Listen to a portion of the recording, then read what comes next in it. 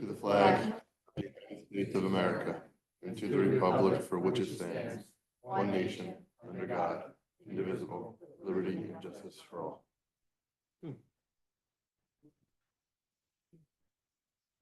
Good evening. Call to order the Borough Saraville Planning Board. Beth, has this meeting been advertised in accordance with the Open Public Meeting Act? Yes, Chairman, it has. Have a roll call, please. Mr. Candell? Here. Ms. Larman? Here. Mr. Mueller? Mr. Shaw? Here. Ms. Sataka? Mr. Velosin? Mr. Williams? Councilman Zabrowski? Here. Chairman Ty? Here. We have a quorum. Memorization of resolutions. Tonight we have CPMD Journey Mill Road Urban Renewal LLC, Journey Mill Road in South River, Saraville, Block 58, lots 2.01 and 9, application number PB number 25-02. Pleasure, Board. Make a motion? Do I have a motion? I have a second. Second. Oh, do I? Yeah. Roll call. Mr. Candell? Yes. Ms. Larman? Abstain. Mr. Shaw? Ms. Sataka? Yes. Mr. Williams? Yes. Councilman Zabrowski? Yes. Chairman Ty? Yes. Thank you. Uh, Next, we'll do the adopting of the housing element after the presentation. Chairman, we have the minutes, accept the minutes from last meeting. That would be May 7th and May 21st. Can I have a motion? I have a second? Second. All in favor? Aye. Opposed? Thank you. Communication agenda, None this evening. the site plan subdivision that's being, held over. This evening, we had application number PB 25-01, Tenon Auto Service Inc. Preliminary and final site plan, 2069 Highway 35 South Amboy, Block 428, lots 1, 2, 2.01. That's being carried out for the notice to July 5th. Yep, I received a letter with their consideration to be heard on July 16th, 2025 with no further notice. Can we get a motion to accept that? Motion. Next, Second. all in favor? Aye. All right. Next on the agenda, this evening, we have a housing plan element and fair share, Borough of Saraville, fourth round 2025, prepared by Acuity Consulting Services.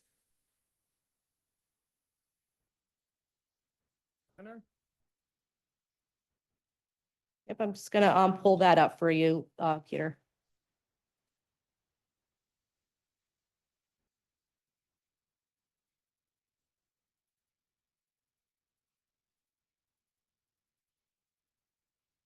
And everybody also has a copy of that in front of them.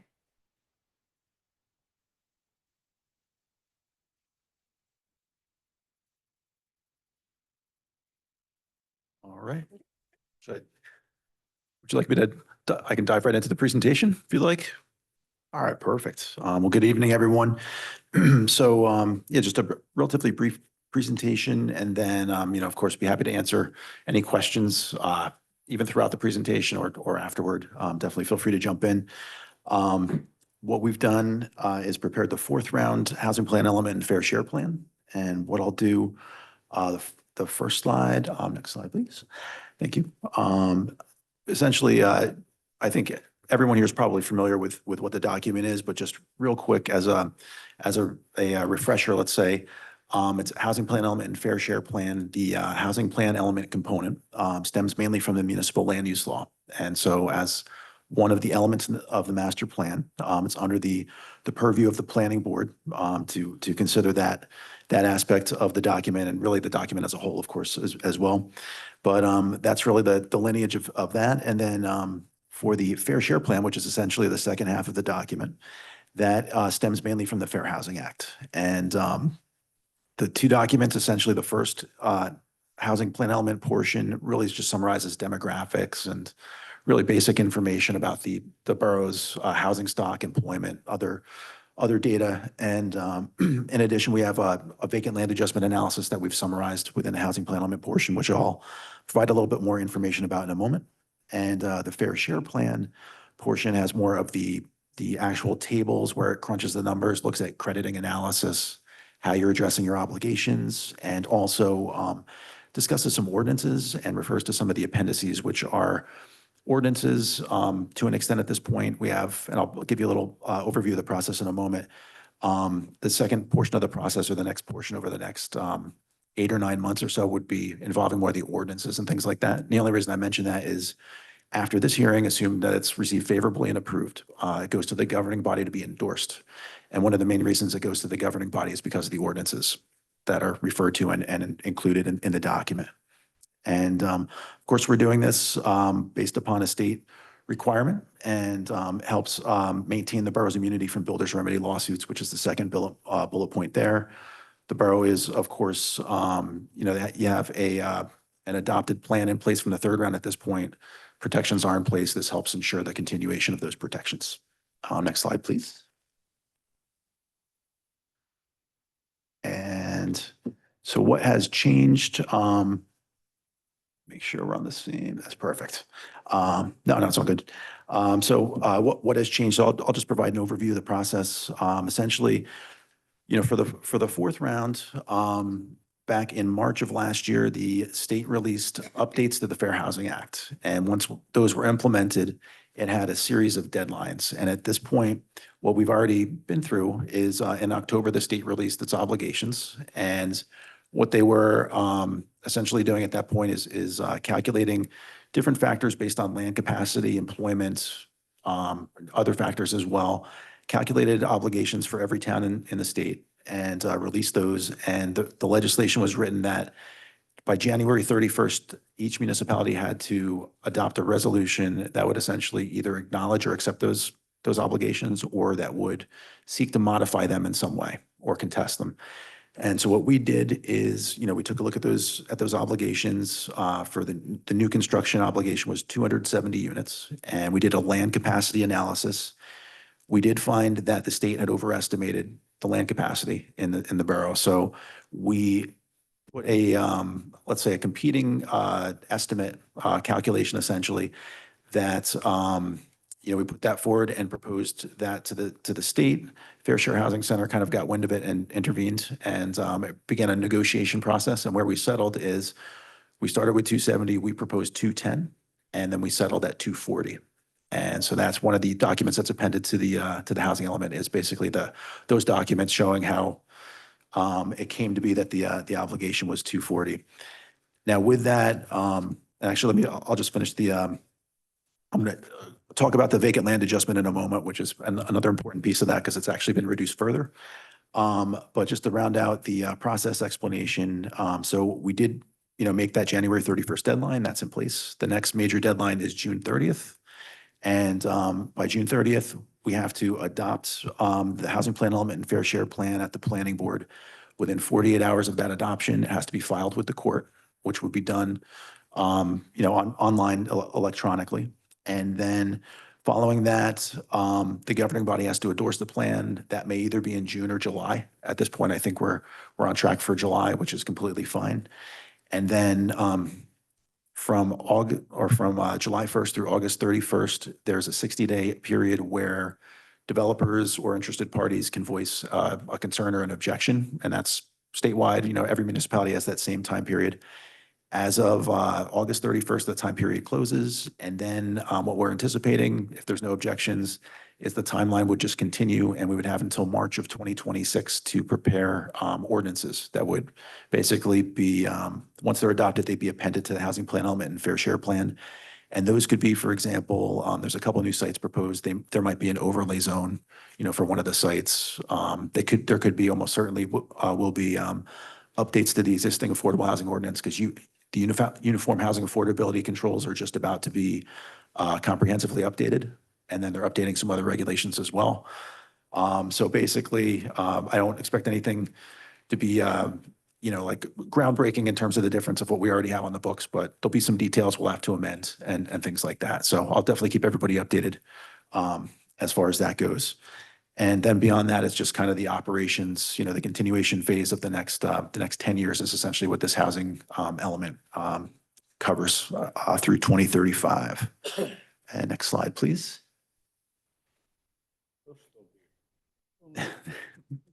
And I'm sorry, one more slide. And so the vacant land adjustment, so where we landed with 240 units for the fourth round obligation, what we're able to do is take a look at the land capacity, and this is very confusing. It even took me and the other planners a little while to wrap our minds around it. So what we did before is a vacant land capacity analysis, and that's the way it's worded in the legislation as far as that variable goes. A vacant land adjustment is something a little bit different, although it's really similar. But basically what we did is we're allowed in the regulations, once the obligation is assigned, so it's been assigned at 240, we're allowed to look at all the vacant land in the borough and basically screen it to see if it's suitable to have affordable housing constructed on it. And I don't want to bore you with the details, but essentially we'll look at minimum lot size, 0.83 acres is the minimum parcel size. So anything below that gets eliminated automatically. You can eliminate any sites with environmental constraints such as wetlands, flood hazard areas, steep slopes, things like that. Certain cases, properties might be deed restricted due to contamination. Those can be eliminated. If there's deed restrictions due to open space or historic resources, those are ways you can eliminate sites as well. And essentially what we did is when we went through, we were able to demonstrate that there's only enough property that's vacant and that meets all these criteria for 76 affordable housing units. And so essentially we brought it from 240 down to 76 as far as the projects that you have to plan for today. And that's called the realistic development potential, shown on the slide as the RDP. And it doesn't mean the rest of that goes away. There's, if you subtract 76 from 240, you get 164. So there's 164 units kind of unaccounted for. That's called the unmet need. And that you can address simply through adopting general ordinances. So one of the ordinances I think we're probably going to be asked to adopt, we haven't really proposed it in here at this point, is a municipality-wide set-aside ordinance. And what that is any development of 5 or more units would be expected to have a 20% set aside. And that's not necessarily the only way to do that. You could propose individual overlay zones and kind of make the case for that instead of that municipality-wide ordinance. These are just common requests by the court, essentially, as far as solutions to this. But the bottom line is for the other 164 units, you can just do overlay zoning and other general solutions like that. You don't actually have to come up with a site-specific plan to address those. And what we did in this plan for the 76 units is we identified some sites that we think are suitable for zoning. And, basically I'll provide a little bit more detail on that as we go. And I think the next slide might be a map. And I apologize for the resolution. It's a borough-wide map. So it's really, lacking in terms of being able to zoom in and out in the presentation. But just real quick to point out one thing. So this shows everything in red are the vacant properties. If you look near the middle of the borough, you can see a red line. It's kind of almost like a C shape. And that's just one example of, the vacant land tax data brought up what's probably a right of way of, rail or street, something along those lines. Clearly not developable. There's really no way you're going to be able to develop something in that, variance free essentially would be the standard. So that's just one example of the type of property that we would be able to eliminate right out of the gate. And then it's tough to see on here, but as you'd expect, as you're approaching build out, the properties that are left vacant are the properties with the biggest problems in terms of wetlands and flood hazard area.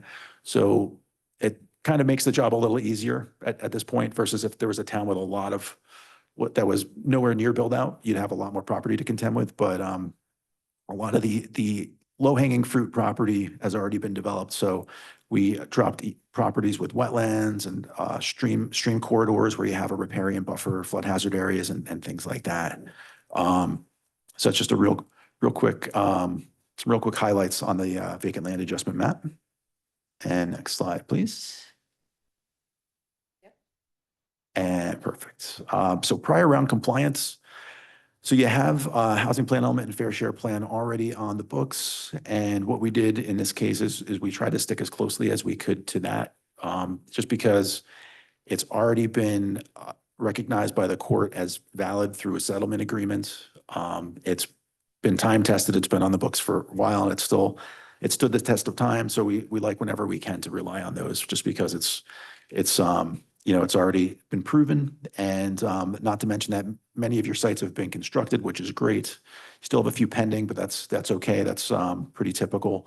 And so basically, in your prior round compliance, we have a obligation of 261, and what's been applied are age-restricted units from Lakeview at Sayreville, 65 units. There's a 25% cap on applying age-restricted units. So in other words, you can't have more than 25% of that 261 be age-restricted or senior units.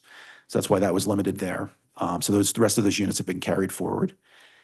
Riverton, you have to have a certain number of family units. And so in this case, there's 130 family units supplied. And you have 66 bonus credits to round that out. You can get rental bonus credits for prior round and third round projects. Next slide, please.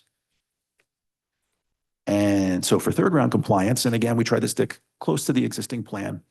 And what you have here are some of the carryover from Lakeview at Sayreville in terms of the family and some of the age-restricted units. And then I'm not going to read you every project necessarily, but an array of projects that were already in the third round plan. And what we did is we kind of re-verified those in terms of their status as far as construction is concerned, and their eligibility to make sure they got deed restricted and those types of things to make sure they're creditworthy. And essentially have 595 units of housing that's either in place or planned, 197 bonus credits. And bonus credits, I don't think I mentioned it for the prior round in both cases. It's also got a 25% limitation. So unfortunately, you can't get more than 25% of your plan addressed using bonus credits, but we try to max it out wherever we can. So in this case, we've done that. And it's a 785 unit third round obligation. There's 792 units here. So you have a bit of a surplus, which is good. And next slide, please. So for the fourth round, as I mentioned before, the vacant land adjustment enabled us to get the realistic development potential obligation, which is the lower number, the 76 units. And you can see that in the lower right-hand corner of this table.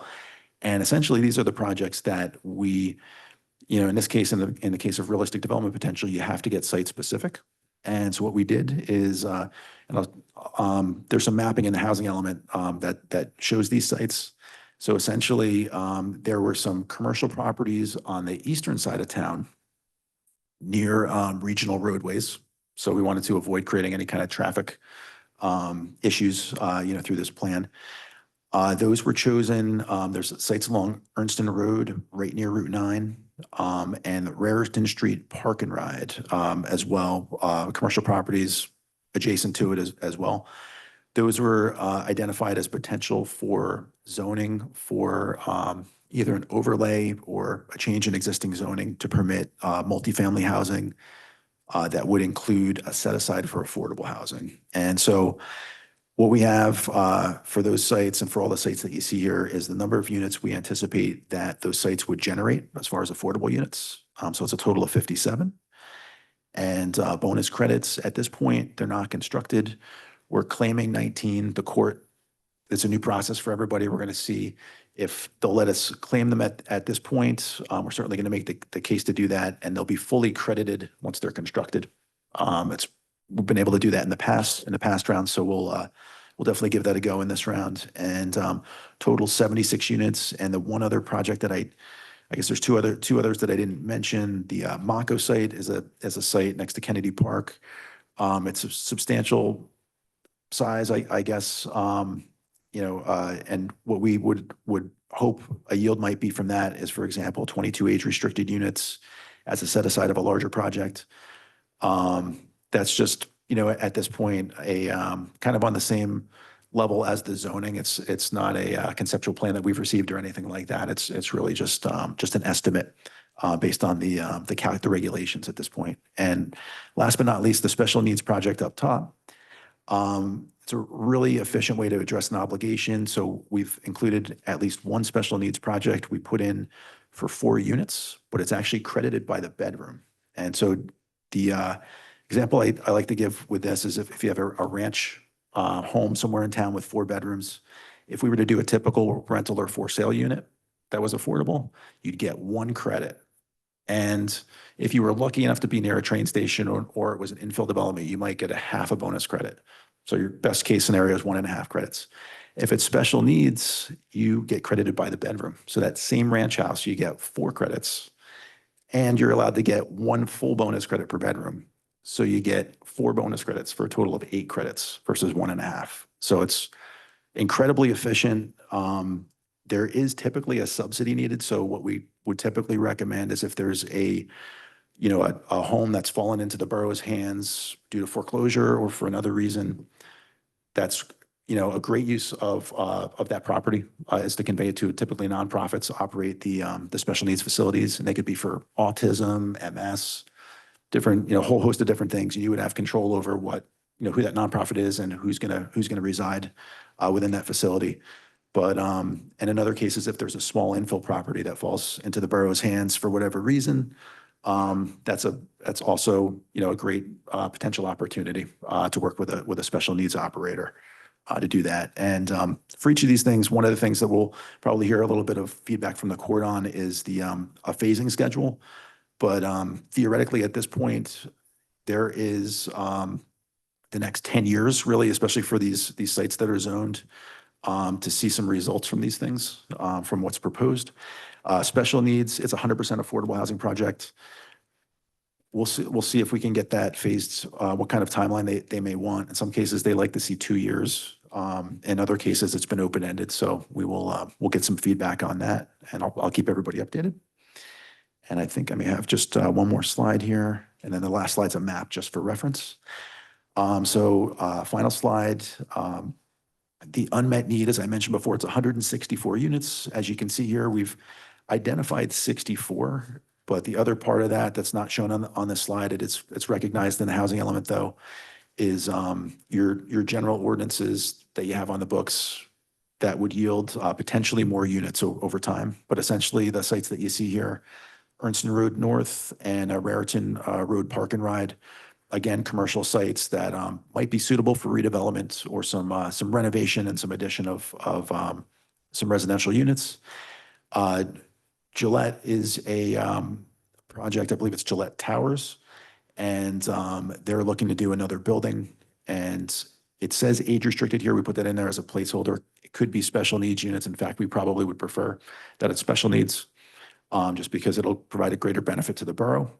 And also Lakeview Extension, that's a project that was proposed conceptually next to the existing Lakeview, kind of between the buildings. We've taken a look at the conceptual plan. It's really, to my knowledge at least, that's still very much just kind of theoretical at this point, something that they proposed. So nevertheless, though it's a site, we can identify it as potential credits toward the unmet need. And part of the reason we put it toward the unmet need is because it's not as concrete like as some of the other sites. So and then you have Mako site, some additional units that could potentially be yielded from that site as well. And with all of this, we would be hoping that something, some units are generated by these areas, but the plan is not set in stone. It can evolve. If there's new sites that come online, we eventually want to switch out a site, things like that. There are avenues to do that. So this is just what's proposed at the beginning of the 10-year period. And I think that's all I have. Be happy to take any questions. Do you have any questions? Very thorough. Thank you.